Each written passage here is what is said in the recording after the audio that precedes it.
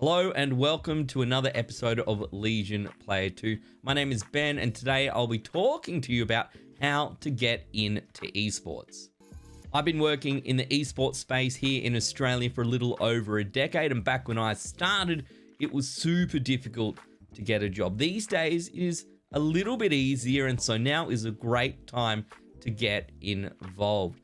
There are tons of different organizations, players involved in the Aussie esports ecosystem, and there's a few tips and tricks that I want to share with you so that you can have the best start possible if you're out there either applying for a job in the space or perhaps wanting to create your own esports or gaming business.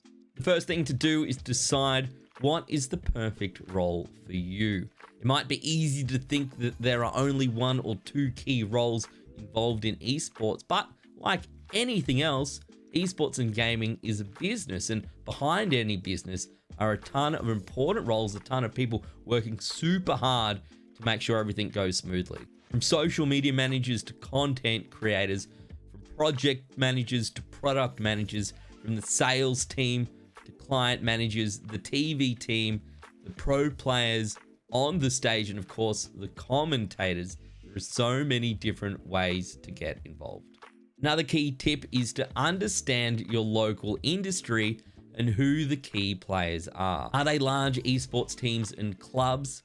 Are they groups of content creators? Are they agencies doing the work? Are there massive tournament organizations? Are they grassroots tournament organizations? Are there key individuals or key businesses that are putting on a ton of the different events that you like to go to? Once you know who the key players are, it's time to level up your skills. Now, if you do find yourself in a role in gaming or esports, you might find that you're going to wear a number of different hats. A lot of people working behind the scenes might have one very specific role, but the reality of the job is there are a lot of other different things to do as well. So the more skills that you can bring into your role, not only will it make it easier firstly for you to get a job, but secondly, once you do have that role, you're probably going to be able to do a better job of it if you have a broad range of skills. A great example of someone leveling up their skills is the ePrentice winner SAS Queen Amy, who has developed a range of skills that exist her as a gaming developer by day, while she works to develop her expertise as a content creator and a hobbyist gaming news writer by night.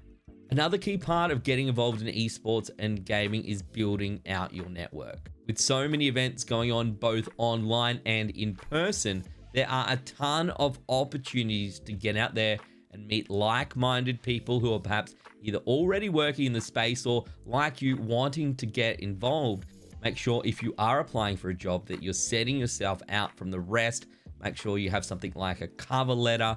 Do something really unique if you can, of course, depending on the type of role and where it sits in, I suppose, that professional environment. If you're applying for a creative role, then I think certainly making that clear and using your creativeness within your cover letter or within your application might go far. If it's a more serious business style of role, then perhaps you need to tone it back a little bit. But whatever you end up doing, make sure that you spell it out for the people who are reading your resume, who are reading your cover letter, how you want to get involved, all the work you've done in the past, and of course, the skills that make you the best applicant for the job. Thanks for tuning into this episode of Legion Player 2, how to get into esports. I hope you found these tips and tricks useful and will help you in your endeavor to get into the esports and gaming industry.